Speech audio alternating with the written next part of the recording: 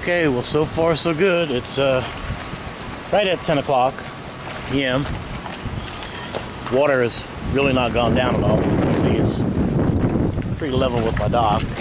But the good news is we got power. Now, look across the canal, down the canal. Walking up, I don't want to get too wet because there's still water on top of my dock. But no power. My grid's working.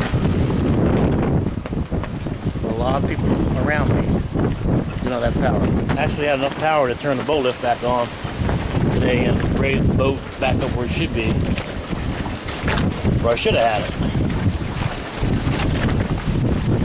And the wind's ripping out of here.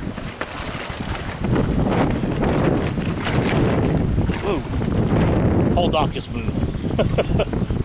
That woke me up. So we had probably 50 to 60 mile an hour winds out here today.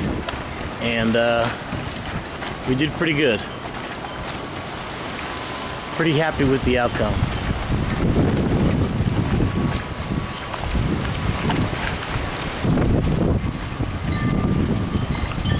Alright.